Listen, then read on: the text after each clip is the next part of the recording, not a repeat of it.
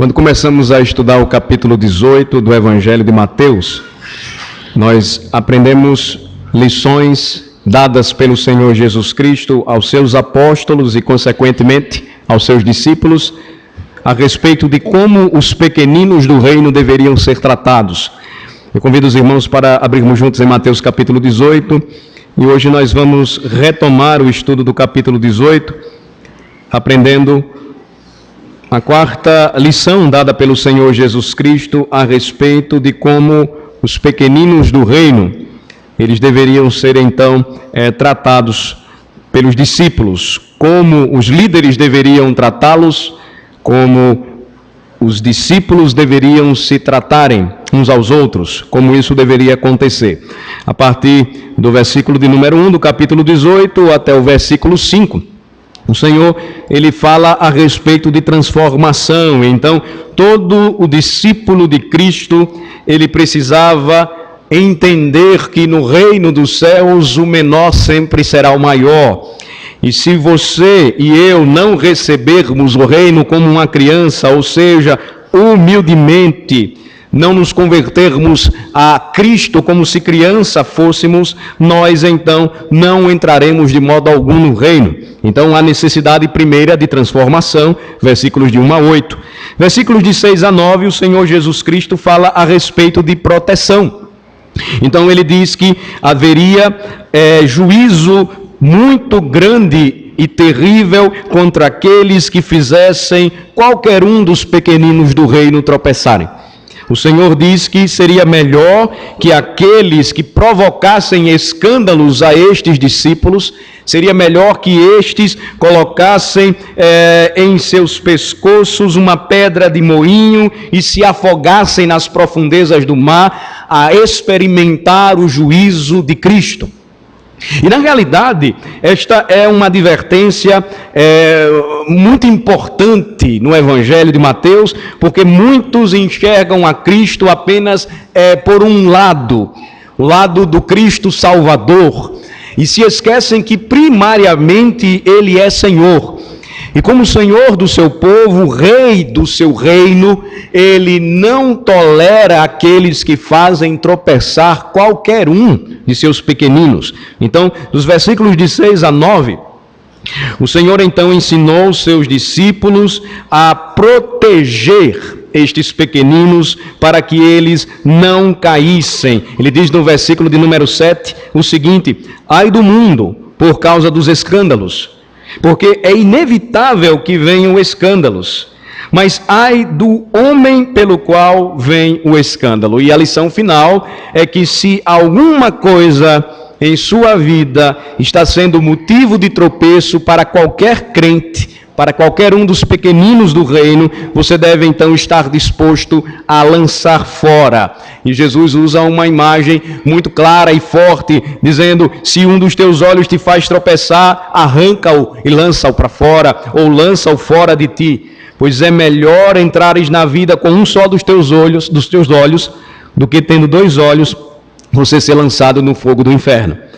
Em terceiro lugar, versículos de 10 a 14, nós vimos que através de uma parábola, a parábola da ovelha perdida, o Senhor também ensinou como os pequeninos eles deveriam ser cuidados, apacentados, e a parábola diz respeito à salvação.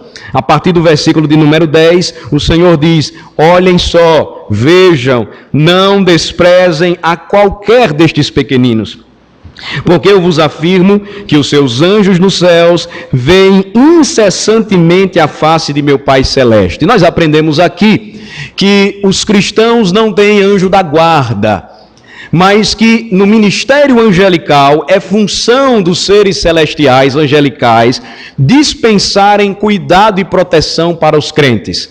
Então Jesus diz: olha, não desprezem nenhum só destes pequeninos, porque eu afirmo a vocês que os anjos nos céus velam por eles, cuidam de cada um deles. Em versículo 11, o Senhor Jesus então diz que a sua missão foi salvar o que estava perdido. E ele conta uma parábola, a parábola da ovelha perdida, dizendo que há bastante alegria e prazer quando uma ovelha extraviada, ela então é encontrada. Quando o pastor destas ovelhas, ele deixa as 99 e sai à procura da que se extraviou e consegue recuperá-la, o Senhor Jesus no versículo 13 afirma: e se porventura a encontra, em verdade vos digo, que maior prazer sentirá por causa desta do que pelas 99 que não se extraviaram. Assim, pois, não é da vontade de vosso Pai Celeste que pereça um só destes pequeninos. É aí que nós chegamos à quarta lição apresentada pelo Senhor a respeito de como os apóstolos e os discípulos de Cristo eles deveriam tratar esta ovelha extraviada. Qual deveria ser o seu tratamento para com elas? Como elas deveriam ser buscadas caso se desviassem? E o Senhor aqui então, ele trata de um assunto muito importante para os nossos dias, que é o da disciplina eclesiástica. Notem que, antes de falar sobre isso, uma vez que nós somos pecadores e teríamos que lidar com pecadores, ele fala primeiro do cuidado que nós deveríamos ter conosco mesmo, ou o cuidado que nós deveríamos ter com a nossa própria alma, antes de tratar dos pecados do nosso irmão. Lembrem-se comigo que quando o Senhor trata o assunto de número 2, nos versículos de 6 a 9, ele fala sobre esse cuidado. O cuidado de eu não me tornar motivo ou causa de tropeço para qualquer um destes pequeninos irmãos. E então, ele vai mostrar que a disciplina na igreja é uma marca verdadeira da igreja de Jesus, e ela não pode, sob hipótese alguma, ser negligenciada. Na realidade, as nossas igrejas, elas sempre estão envolvidas com problemas relacionados à disciplina de membros. Ou igrejas são extremamente rigorosas e não cuidadosas na aplicação da disciplina eclesiástica. Disciplina-se membros por qualquer questão, por qualquer razão, ou por regras impostas pela própria congregação e não a Bíblia. Ou então, e é o que nós temos percebido muito, de uma maneira muito estranha e de uma maneira muito abrangente, existem igrejas que não aplicam mais a disciplina eclesiástica. Na realidade, nem se sabe mais o que é isso. E se questiona se de fato é bíblico cuidar da igreja e da ovelha extraviada, aplicando a ela a correção, aplicando a ela a disciplina necessária. Então, o exercício da disciplina da igreja, meus amados irmãos, é um assunto tão importante que foi uma das marcas resgatadas no período da reforma do século XVI, eu me refiro à reforma protestante, de onde nós somos herdeiros. A marca, ou uma das marcas da igreja verdadeira, nós aprendemos isso em nossos padrões de fé, nós aprendemos isso com a nossa herança reformada, são as marcas: pregação fiel das Escrituras, administração correta dos sacramentos, administração correta da disciplina eclesiástica. Então, antes disso, eu preciso constantemente cuidar do meu coração. Mas eu preciso observar o que o Senhor Jesus Cristo me ensina a respeito da disciplina. Eu preciso lembrar que a disciplina ela deve ser exercida com amor, ela deve ser exercida pelas razões claras ensinadas por Jesus na Bíblia, que a disciplina ela tem um objetivo. Nós já vimos na parábola anterior, resgatar a ovelha desviada. Então, versículos de 15 a 20, nós encontramos aqui uma orientação dada pelo Senhor Jesus de como deveria ser tratado um desses pequeninos caso ele caísse em pecado. Eu peço a atenção dos irmãos para a leitura dos versículos de 15 a 20. Diz assim a palavra do Senhor: se teu irmão pecar contra ti, vai arguí-lo entre ti e ele só. Se ele te ouvir, ganhaste a teu irmão. Se, porém, não te ouvir, toma ainda contigo uma ou duas pessoas, para que, pelo depoimento de 2 ou 3 testemunhas, toda palavra se estabeleça. E se ele não os atender, dize-o à igreja. e se recusar a ouvir também a igreja, considera-o como gentio e publicano. Em verdade vos digo que tudo o que ligardes na terra terá sido ligado nos céus, e tudo o que desligardes na terra terá sido desligado nos céus. Em verdade também vos digo que, se dois dentre vós sobre a terra concordarem a respeito de qualquer coisa que porventura pedirem, ser-lhes-á concedida por meu Pai que está nos céus. Porque onde estiverem 2 ou 3 reunidos em meu nome, ali estou no meio deles. Oremos ao Senhor. Ó Senhor, nosso Deus, nosso Pai maravilhoso, eterno e infinito em misericórdias, abre o nosso entendimento, abre o nosso coração, ilumina a nossa alma, para compreendermos, ó Senhor, um assunto tão necessário e uma marca distintiva do teu povo, a tua igreja, tão negligenciado nestes dias em que vivemos. Ajuda-nos, ó Senhor, porque sem ti nada podemos fazer. Nós oramos humildemente, em nome de Jesus. Amém. Uma olhadela rápida no assunto já vai nos mostrar que é um tema polêmico, embora seja bíblico. Os passos ensinados pelo nosso Senhor Jesus Cristo são claros, eles são revelados aqui para nós.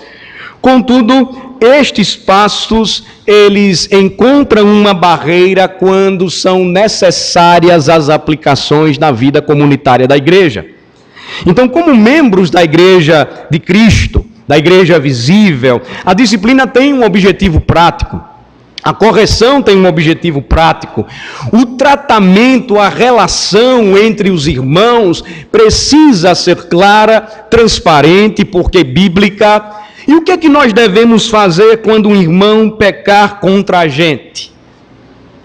O que é que nós devemos, como nós devemos agir quando nós pecamos contra o nosso cônjuge ou quando o nosso cônjuge peca contra nós? Porque percebam que aqui o que o Senhor está dizendo ou o que o Senhor está abordando é o outro lado da moeda.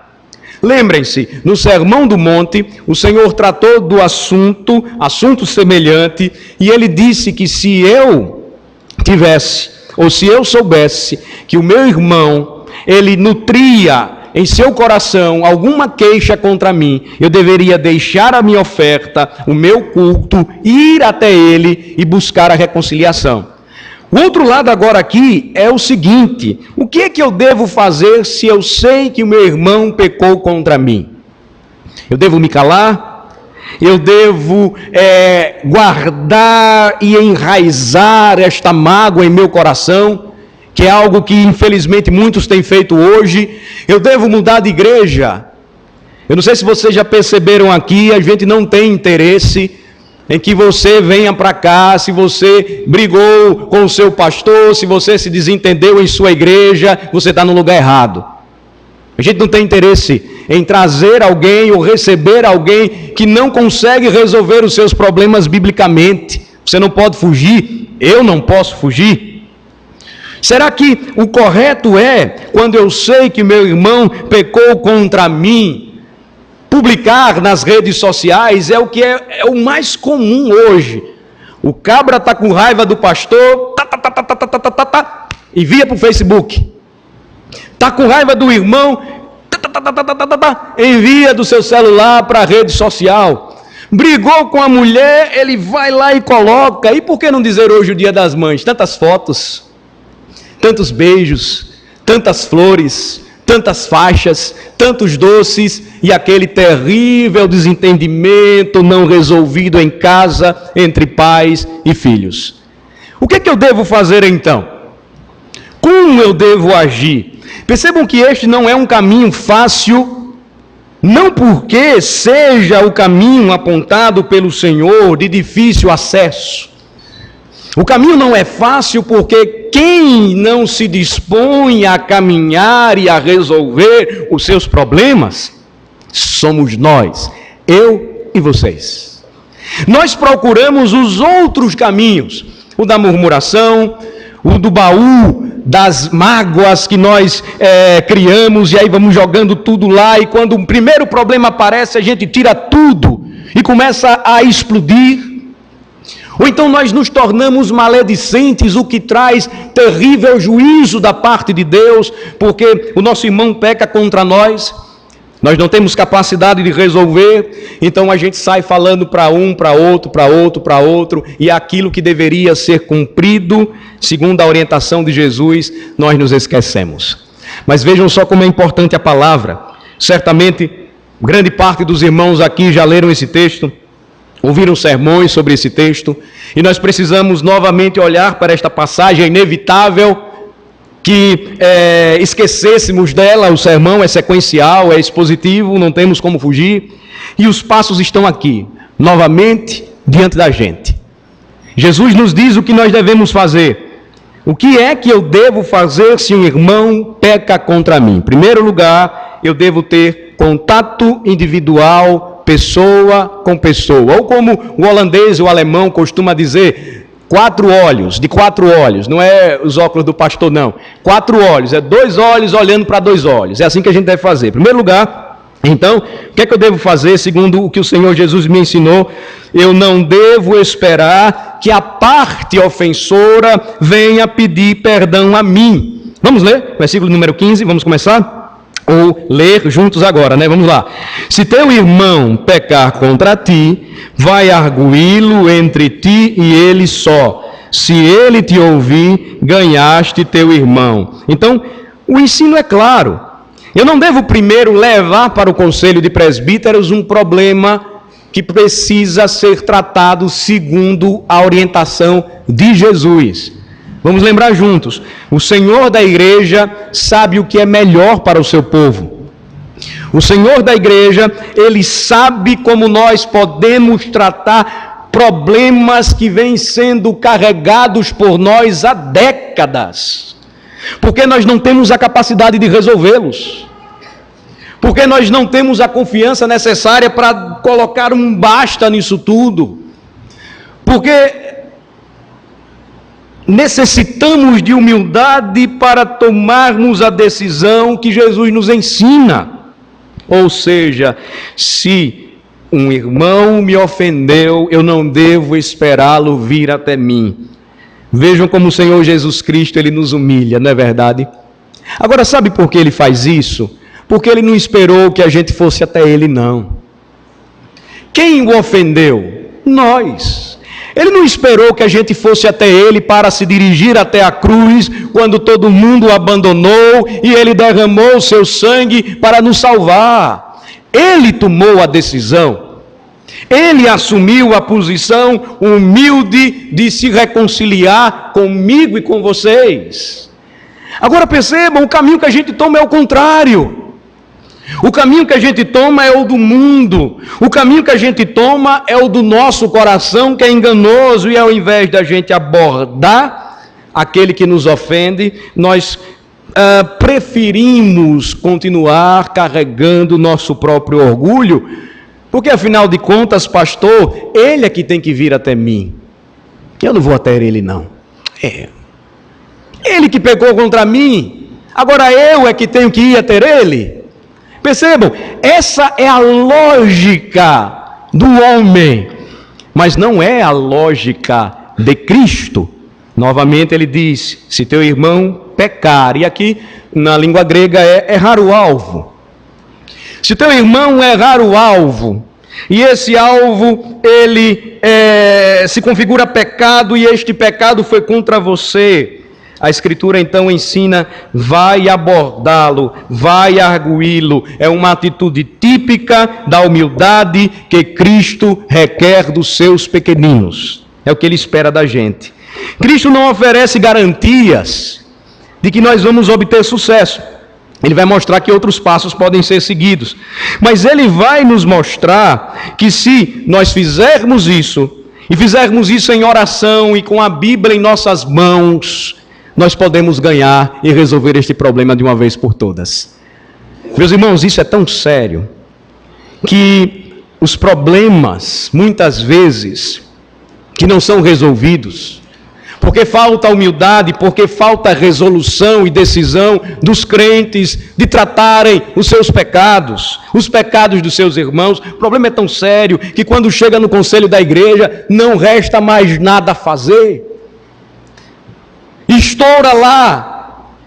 A dinamite já está no limite, ela vai explodir, e nós presbíteros ficamos olhando um para o outro, e aí quando nós vamos com a Escritura, quando nós vamos com a palavra, já está ao ponto de explodir tudo, e não se resta ou não sobra mais nada para fazer, porque nós agimos inversamente.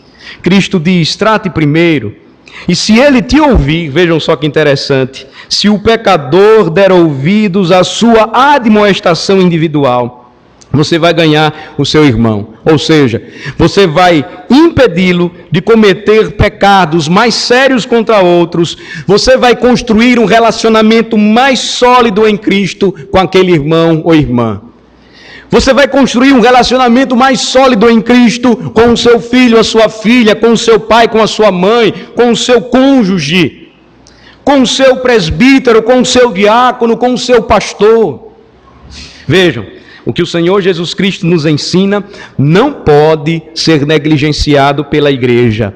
Os passos corretos devem ser tomados, e nós estamos aqui mais uma vez tomando o puxão de orelha da parte do Senhor. Mas pode acontecer deste irmão não se arrepender, não dar ouvidos à admoestação individual. O que é que devemos fazer então? Devemos tomar um segundo passo. O segundo passo é o contato com 2 ou 3. Vamos ler juntos o versículo 16. Se, porém, não te ouvir, toma ainda contigo 1 ou 2 pessoas, para que, pelo depoimento de 2 ou 3 testemunhas, toda a palavra se estabeleça. Então, o versículo 16, ele vai aprofundar o contato. E o envolvimento agora, ele se torna corporativo neste processo disciplinar. Ele deve ocorrer, primeiramente, em um contato olho no olho, ou seja, individual.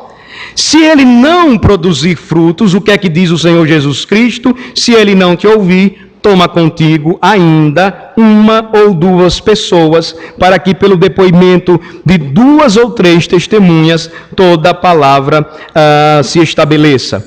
Então, quando é a hora certa para que tomemos essa decisão? Mudar do primeiro passo para o segundo passo. Percebam que o Senhor Jesus Cristo, ele nos orienta e ele nos mostra biblicamente que esta lição já deveria ser feita no passado, Deuteronômio 19, versículo 15. Para que uma verdade se estabelecesse, testemunhas precisavam participar daquele momento, daquele cuidado, daquele tratamento ali entre irmãos, entre pessoas. Agora, quando é que nós devemos fazer essa abordagem, do passo 1 para o passo 2? Nem sempre nós sabemos o momento certo para fazê-lo. Na realidade, nós podemos ainda gastar um tempo ainda sós tentando dissuadir aquele irmão do seu pecado. Por exemplo, quando o assunto diz respeito a casais, não é prudente que você leve a intimidade do casal para outras pessoas rapidamente, enquanto você ainda está procurando pela Escritura tratar o problema. Então, o casamento diz respeito a uma intimidade tão grande que você não pode pegar o seu quarto e levar então para o meio da rua.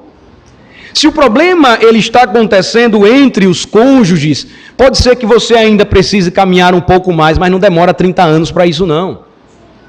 Se você começar a perceber que não está conseguindo resolver a situação, você então em oração, buscando discernimento do Senhor, olhando para o que a palavra de Deus diz, você dá o segundo passo. E o segundo passo então, observem, ele diz respeito a uma abordagem que deve ser tomada, exercida, com 2 pessoas como testemunhas. Então, essas testemunhas, elas vão ajudar você, mais uma vez, a tentar fazer com que aquele irmão que pecou contra você, ele se arrependa e volte atrás. E olhem só, quando o assunto é igreja, nem sempre aquele pecado, ele diz respeito a algo que foi diretamente contra você. Vamos usar uma situação aqui hipotética. Você conhece um irmão, ele é um amigão seu, é seu irmão em Cristo Jesus, e você sabe que ele está em pecado. Você não deve logo buscar testemunhas para tratar com ele. Você o conhece, e você sabe que quando uma parte do corpo de Cristo adoece, todo o corpo adoece. Então o que você deve fazer? Primeiro você vai até ele. Você tenta fazê-lo voltar atrás. Você tenta levar pela palavra, mostrando a ele em oração o arrependimento. Mas se ele não se arrepender, você deve então caminhar. E o segundo passo, então, ele vai mostrar que o assunto ele deve ser tratado da mesma maneira. Exortação, aconselhamento, deve tentar levar o faltoso a ouvir. As testemunhas, elas não podem ficar caladas. As testemunhas precisam participar, elas precisam colaborar. Elas precisam se envolver, elas precisam se inteirar do problema. Elas não podem apenas ficar olhando de longe, observando a situação. Elas devem se somar. Diz respeito a uma alma que está em pecado, e a Escritura diz que ela precisa ser novamente ganha para Cristo. Ela deve voltar novamente para o aprisco do Senhor. Então, se isso acontecer, diz o Senhor, é possível que, através do passo de número 2, aquela pessoa, ela torne ao arrependimento. Mas também é possível que ela continue dura de coração. Que ela diga, não, eu não quero, eu não vou me arrepender, eu não vou voltar atrás.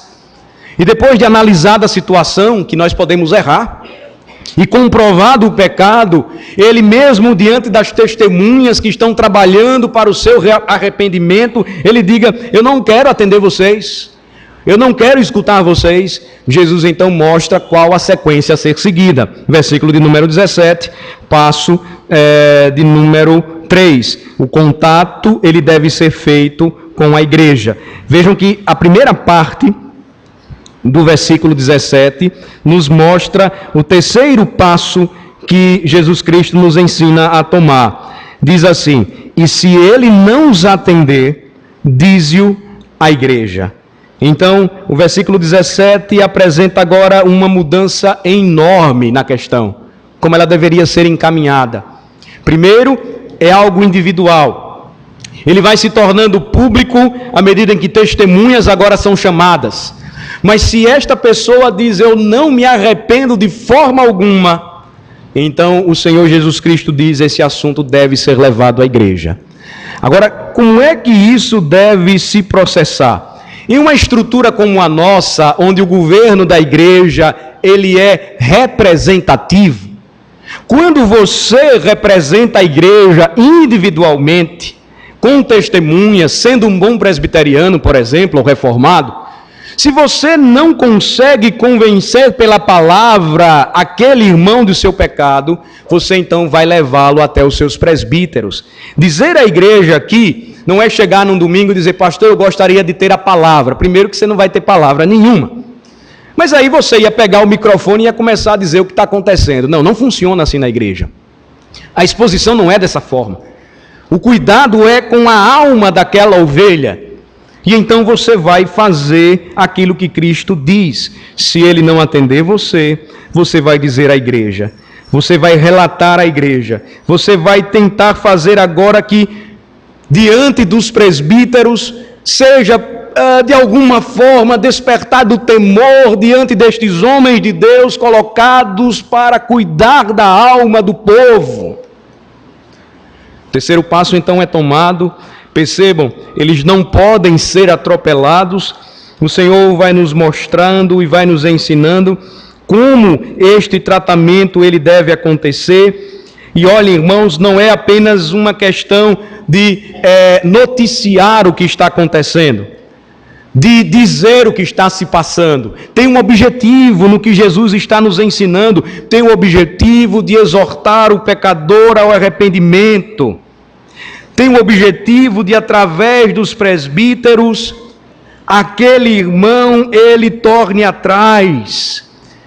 Como eu disse aos irmãos, tem por objetivo não permitir que o pecado não tratado, ele seja trazido à igreja no último estágio, sem nenhuma resolução. E aí, então, esse trabalho deve ser feito no sentido de tentar dissuadir esse irmão do seu caminho de morte. O pecado conduz para um caminho de morte. O pecado, que é desobediência à palavra de Cristo, conduz o pecador à morte. E assim como a disciplina, ela deve ser aplicada num filho desobediente para que ele não caminhe para a morte. Quando o assunto chega à igreja, o conselho precisa tomar providências. Então vocês que já estão acostumados sabem o que é que nós fazemos quando um conselho ouve, quando um processo é aberto, quando tudo se prova. Aquele irmão, então, ele precisa ser disciplinado. A disciplina, então, ela tem o objetivo de tratá-lo, porque ele não quis se arrepender, então ele precisa receber a correção. E dependendo da falta, ele é afastado da comunhão.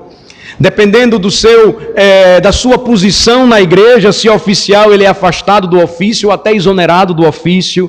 É algo que traz profunda tristeza para a igreja, mas que precisa ser feito. Porque quando nós fazemos, o mundo percebe que na igreja a situação ela é diferente. Ela é totalmente diferente. Mas aí pode acontecer, infelizmente tem acontecido muito em nossos dias, que este pecador, ele não se arrependa. Ele não volte atrás, ele não entenda a necessidade de deixar o seu pecado e de voltar para o aprisco, para o redil do Senhor. O terceiro, ou o quarto e último passo, então, ele é tomado, e esse é o pior de todos eles, é a excomunhão. No final do versículo 17 diz: e se ele recusar ouvir também a igreja, considere-o ou considera-o como gentil e publicano. Se houver, então, a recusa no atendimento às admoestações, a atitude de arrogância, o desafio às autoridades, ele deve ser, então, excluído. E esse é o momento mais difícil, quando você comunica que aquele irmão ou irmã não faz mais parte da igreja. Gentil e publicano aqui é no sentido daqueles que não temem ao Senhor, daqueles que não servem, não adoram ao Senhor, não seguem os seus padrões. Gentil e publicano aqui é ser tratado como uma pessoa que nunca conheceu o Evangelho e nem a Deus. A exclusão é o último estágio, e a exclusão de uma pessoa que um dia caminhou na igreja é considerá-la um descrente. Isso é muito sério, isso é muito terrível, e observem que quando nós tomamos um passo como este, nós precisamos caminhar bastante. Às vezes o conselho é questionado: por que demora tanto, por que não faz nada, por que não age? É porque nós não podemos agir como os brasileiros revoltados com a falta de segurança pública no país estão fazendo, amarrando bandido, lixando. Ou como estão fazendo sem apurar provas, linchando uma senhora até a morte, acreditando que ela era uma sequestradora de crianças. A igreja não pode agir assim. A gente precisa ter certeza do que nós estamos fazendo, meus irmãos, porque essa exclusão desliga aquela pessoa do reino. É o que o Senhor diz então no versículo de número 18. Percebam que a palavra, o endosso, é dado por Cristo. Vamos ler juntos o versículo de número 18. Em verdade vos digo que tudo que ligardes na terra terá sido ligado nos céus. E tudo que desligardes na terra terá sido desligado nos céus. Percebam que o Senhor Jesus Cristo, ele disse certa vez que o ligar e desligar, que é chamado na teologia reformada de o poder das chaves, seria dado à igreja pelo rei da igreja, que é Jesus. E todas as vezes que o evangelho é pregado, as portas do reino se abrem ou se fecham para os pecadores. Agora, no que diz respeito à disciplina, a mesma chave é aqui citada pelo Senhor e diz, em verdade, que diz solenemente: em verdade vos digo que tudo que ligardes na terra terá sido ligado nos céus. Ou seja, o que fizermos aqui, se fizermos segundo os passos recomendados pelo Senhor. Faremos isso sem temor, mas com tremor diante da responsabilidade diante do Senhor. Sem temor de homens, mas temendo ao Senhor.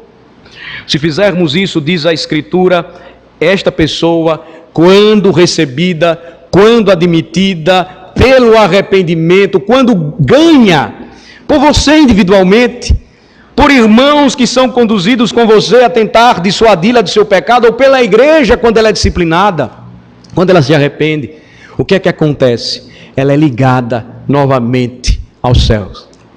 Mas quando ela é excomungada, diz a Escritura Sagrada, ela não é admitida, porém demitida, desligada da terra, ela será desligada nos céus. Irmãos, a igreja de Cristo, ela lida com um assunto mais sério para a vida do homem, que é o destino da sua alma. Ela não tem poder para dizer para onde o homem vai. Isso cabe a Cristo. Mas por outro lado, ela lida com assuntos eternos, por isso precisa ser fiel e fazer o que Cristo manda, e não dizer assim, nós não podemos fazer, nós não conseguimos fazer, não dá. Percebam que essas implicações ou desculpas que muitas vezes nós apresentamos não cola, porque Jesus diz, você deve fazer o que é ensinado e eu também. Percebam, você é livre em Cristo para viver a sua vida cristã. Ninguém vai interferir no dia a dia da sua casa, do seu trabalho, do que você faz. Por outro lado, eu e você, nós temos responsabilidades uns pelos outros. E eu não posso ver um irmão meu caminhando para o abismo e ficar calado e não dizer nada. Porque se eu não fizer isso, ele já vai chegar no limite, no estágio final, e será excluído e desligado na terra e nos céus. Então, irmãos, percebam que disciplina diz respeito à prática correta e bíblica do exercício do perdão. Porque se você conseguir ganhar esse irmão, pela graça de Deus, você então deverá estar disposto a perdoá-lo. Assim como Cristo fez, você deve estar disposto a fazer o que Ele ensina, sem medo, crendo e confiando em Sua palavra. E ele conclui dizendo que essa relação que temos com Ele é tão profunda, nos versículos 19 e 20, vamos ler juntos, diz o quê? Em verdade também vos digo que, se dois dentre vós sobre a terra concordarem a respeito de qualquer coisa que, porventura, pedirem, ser-lhes-á concedida por meu Pai que está nos céus. Porque onde estiverem 2 ou 3 reunidos em meu nome, ali estou no meio deles. Jesus conclui dizendo que se 2 dentre os pequeninos sobre a terra, juntos, concordassem a respeito de qualquer coisa e pedissem a Ele, o Senhor então diz, esta petição seria concedida pelo Pai Celestial. Percebam que no contexto aqui em que nós estamos analisando a passagem diz respeito ao exercício da disciplina bíblica. Onde 2 ou 3 estiverem reunidos em meu nome, ali estou no meio deles. É um versículo muito usado quando o pastor ele está vendo que a frequência no culto de oração não está sendo bom, né? E aí o povo não vem, aí ele diz, olha, mas irmãos, onde estiverem 2 ou 3, Cristo está ali. Para tentar se animar, né? Com o desânimo do povo. Mas a questão não é essa não. Cristo se faz presente até mesmo quando estamos sozinhos, temos comunhão com Ele, é óbvio. Mas Ele está dizendo aqui a respeito da disciplina bíblica, que quando 2 ou 3 em seu nome estivessem fazendo aquilo que Ele manda, ordena, Ele estaria endossando, aprovando, dizendo está certo. Olhem só a responsabilidade que temos e percebam o perigo da falta da disciplina. O perigo da falta da disciplina fez com que, por exemplo, entre os coríntios houvesse moralidade e imoralidade tal, que dentro da igreja existisse um jovem que possuía a mulher de seu próprio pai. Homens que na Santa Ceia estavam se embebedando.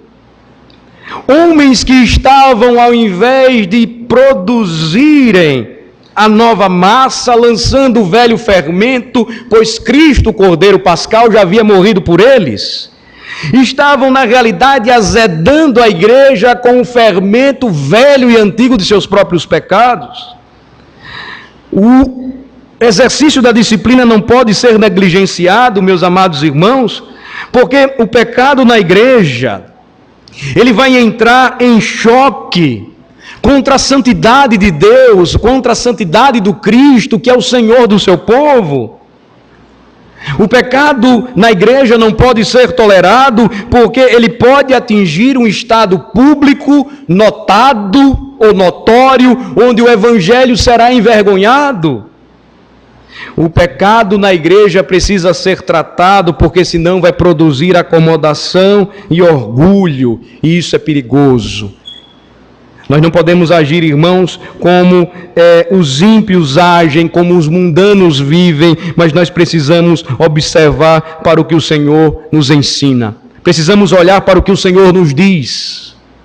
Eu queria usar aqui como uma ilustração, já caminhando para o final desta mensagem, tomando o próprio exemplo de Cristo, e na esperança sincera de que nesta noite você não saia daqui sem resolver os seus problemas com o seu irmão que pecou contra você. E eu poderia ir até além, sem que você, que sabe que ofendeu ao seu irmão, também não se dirigisse até ele e resolvesse de uma vez por todas esse problema ou esse pecado que adoece a igreja. E vocês que têm problemas sabem do que eu estou falando. Nós temos problemas antigos e temos problemas recentes.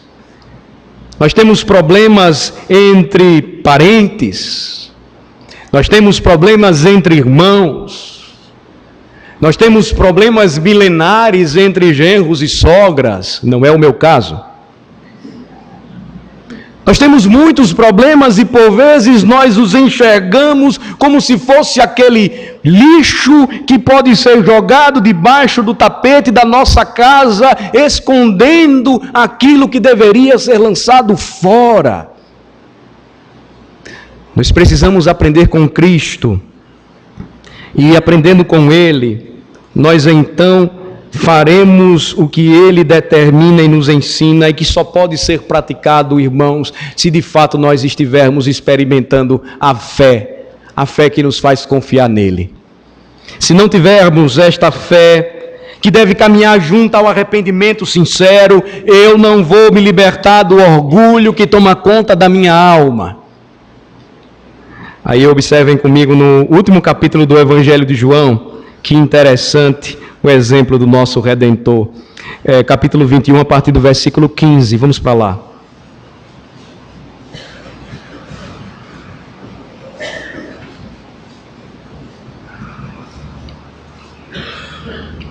Capítulo 28, a partir do versículo 15.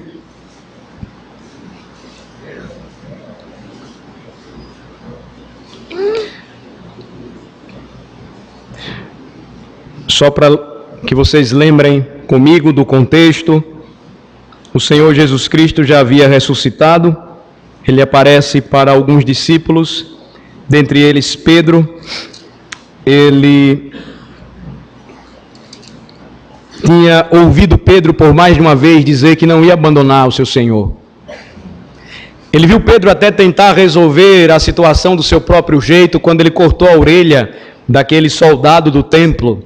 E Jesus diz: não, Pedro, não é assim, e coloca a orelha daquele homem chamado Malco no lugar. Ele viu depois um Pedro amedrontado, juntamente com os demais, e quando questionado por uma serva no pátio, onde Jesus estava sendo interrogado, aquele homem corajoso, aquele homem impetuoso, aquele homem que disse que ia defender o Senhor até a morte, ele então faz aquilo que Jesus Cristo disse que iria acontecer. Ele o nega por 3 vezes. Ele diz: eu não conheço este homem. Ele havia dito anteriormente, no Evangelho de Mateus capítulo 16, nós vimos: tu és o Cristo, o Filho do Deus vivo. Ele tinha dito quando todos os discípulos escandalizados com a mensagem de Jesus, e Jesus então perguntou aos 12, e vocês não querem ir também não? Ele disse: para onde iremos, Senhor? Tu tens as palavras da vida eterna. Ele estava envergonhado de fato. Ele foi encontrado pelo Senhor novamente fazendo aquilo que o Senhor havia dito para ele abandonar. Ele havia deixado de confiar na providência de Deus e lançando redes, ele não conseguia pegar nada, e Cristo aparece e diz: lance naquele lugar, e ele lança naquele lugar, e a rede vem com tantos peixes que o barquinho não suporta. Cristo faz lembrar tudo o que prometeu, toda a sua providência, todo o seu amor por seus discípulos. E agora ressurreto, ele vai conversar com Pedro, e eu peço que vocês acompanhem a leitura a partir do versículo 15 de João 21. Depois de terem comido, perguntou Jesus a Simão Pedro: Simão, filho de João, amas-me mais do que estes outros? Ele respondeu: sim, Senhor, tu sabes que te amo. Ele lhe disse: apacenta os meus cordeiros. Tornou a perguntar-lhe pela segunda vez: Simão, filho de João, tu me amas? Ele lhe respondeu: sim, Senhor, tu sabes que te amo. Disse-lhe Jesus: pastoreia as minhas ovelhas. Pela terceira vez, Jesus lhe perguntou: Simão, filho de João, tu me amas?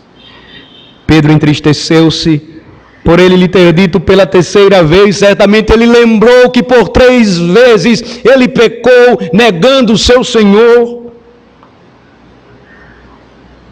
E ele respondeu: Senhor, tu sabes todas as coisas, tu sabes que eu te amo.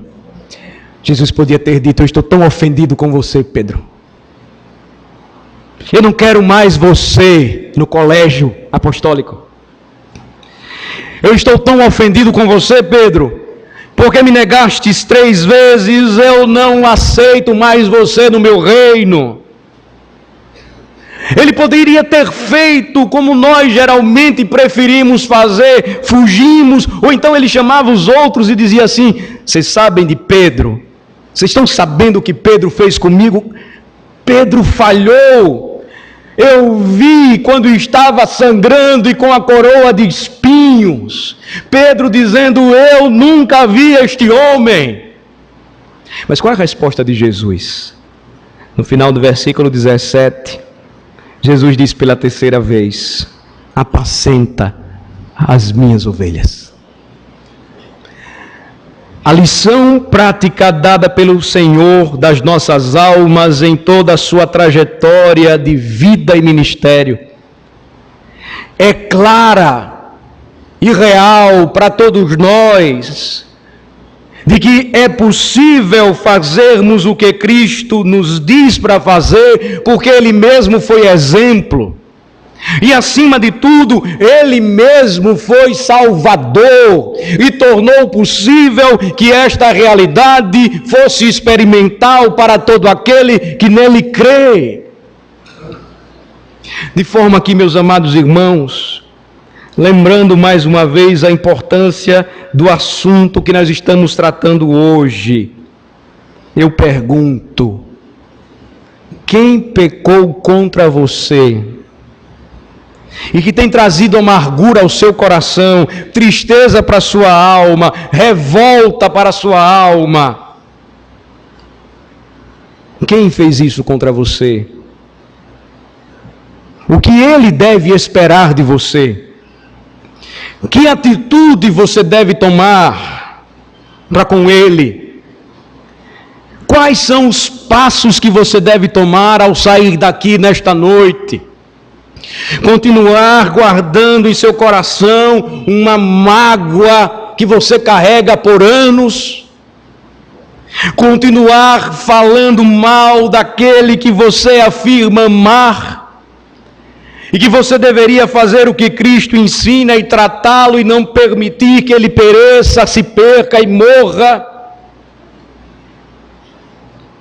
Ou o Espírito nesta noite fala ao seu coração e inclina você a fazer o que é certo?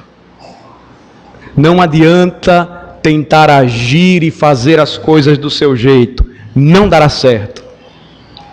Quando o assunto é perdão, quando o assunto é pecadores ofendidos e ofensores, nós devemos olhar também para a Bíblia, e a palavra de Cristo tem orientação e resposta clara para este assunto.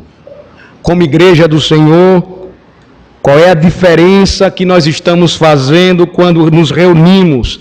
2, 3 ou centenas? O que é que nós temos buscado? Eu concluo lembrando que nós temos muito que aprender no que diz respeito ao cuidado para com a alma do nosso irmão. No passado, o primeiro reflexo de declínio espiritual que se observava entre as igrejas presbiterianas e reformadas era a falta de frequência aos cultos. Hoje nós estamos tratando isso de uma maneira muito banal. Hoje nós estamos tratando isso como se fosse uma questão apenas opcional, uma vez que cada um diz respeito à sua própria vida ou decide o que vai fazer. Será que é isso mesmo? Será que é cuidado ou negligência nossa? E então nós nos esquecemos de tudo aquilo que vemos e às vezes até nos assentamos com aquela pessoa. Falamos sobre todos os assuntos e não temos coragem de tratar aquilo que é mais importante, o estado final e eterno daquela alma.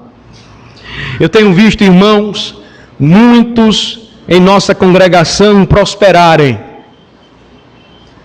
E eu não diria que a prosperidade é algo ruim, é algo bom. O Senhor abençoa o seu povo. O Senhor concede graça ao seu povo e ainda é tão misericordioso que nos sustenta nessa terra, mesmo que a gente não mereça nada. Agora, por outro lado, uma reflexão crítica se faz necessária em nossos dias. Nós estamos caindo no mesmo erro dos nossos pais no passado.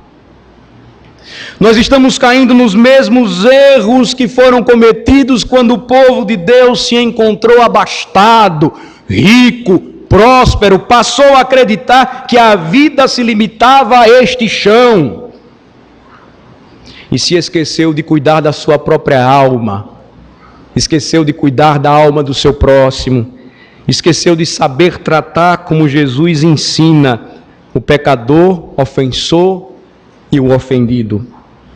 Meus irmãos, esse assunto é tão sério que mais uma vez eu conclamo: chegue em casa hoje e não pense que você vai amar a sua esposa se você tiver problemas com ela, não. Não vai rolar, como diz o jovem, né? Não vai dar certo. Não vai. Você precisa fazer aquilo que é certo e se você pecou, você deve pedir perdão. E você deve buscar a reconciliação. Não vá para casa e deite e durma depois de assistir o Fantástico, e se esqueça de tudo que você ouviu e continue arrastando os problemas relacionais que você tem enfrentado com o seu filho. Busque tratar este assunto de uma forma bíblica. Filhos, busquem o arrependimento que vem da parte do Senhor e confiem na palavra dos seus pais, porque senão o caminho que vocês estão tomando será caminho de morte. Irmãos, Cristo nos disse: amai-vos uns aos outros assim como eu vos amei. Não vá para casa sem resolver o problema que você tem contra o seu irmão. Se você acredita que ele pecou contra você, com a Bíblia aberta, trate desse assunto hoje. É triste quando nós percebemos que a nossa igreja, historicamente em Sergipe, ela se multiplicou inicialmente por divisões. É vergonhoso para nós. E existem problemas daquela época ainda não resolvidos. Eles precisam ser tratados. Nós não podemos continuar assim. Nós precisamos fazer o que Cristo nos manda. A minha pergunta é: estamos dispostos a isso? Vamos orar. Ó Senhor, nosso Deus e nosso Pai, a Tua palavra é tão clara para nós, mas infelizmente nós teimamos em desobedecer e seguir os nossos próprios caminhos. A Tua palavra é tão clara para nós, ó Senhor, e nos mostra o caminho que devemos andar. E quando o assunto é o cuidado que nós devemos ter com os pequeninos do rebanho de Jesus, o perdão que deve ser exercido, o cuidado que deve ser dado àqueles que estão em pecado para que se arrependam e tornem para os caminhos do Senhor, nós tentamos dar o nosso jeito e nos esquecemos de como Cristo nos ensinou a agir. Perdoa, ó Senhor, o nosso pecado e ajuda-nos, ó Senhor, a não sairmos daqui nesta noite sem reconciliação, porque estamos todos aqui porque o Cristo maravilhoso se fez Salvador para o seu povo, porque veio ao mundo para reconciliar o seu povo com o Pai. Ele tomou a iniciativa, nós fomos os ofensores, ele, sendo ofendido, foi até nós. E assim como tratou com Pedro, ele tratou com cada um de nós, nos dando uma nova vida, nos trazendo para o seu aprisco. Ó Senhor, que nesta noite possamos receber a Tua palavra com humildade e assim como uma criança nos dispormos a buscar a reconciliação tão necessária para que o Teu corpo viva em harmonia e cresça forte, não doente. Abençoa, Senhor Deus, a nossa casa. Traz, ó Senhor Deus, paz aos corações dos cônjuges, reconciliação, restauração de casamentos. Traz, ó Senhor Deus, o perdão para a vida dos pais e dos filhos, que os filhos amem e honrem os seus pais, que os seus pais amem e cuidem com o amor dos seus filhos, com carinho. Que haja paz, ó Senhor, nos corações dos crentes, e que não façamos como os ímpios fazem, mas cumprindo a lei de Cristo, façamos o que deve ser feito, buscando resolver com a palavra os nossos problemas interpessoais. Nós oramos assim, Senhor Deus, agradecidos por esta marca distintiva da Tua igreja, que é a disciplina bíblica, como ela é necessária para o nosso tempo, como ela precisa ser aprendida, estudada e, acima de tudo, aplicada com temor e tremor. Em nome de Jesus oramos. Amém. Amém.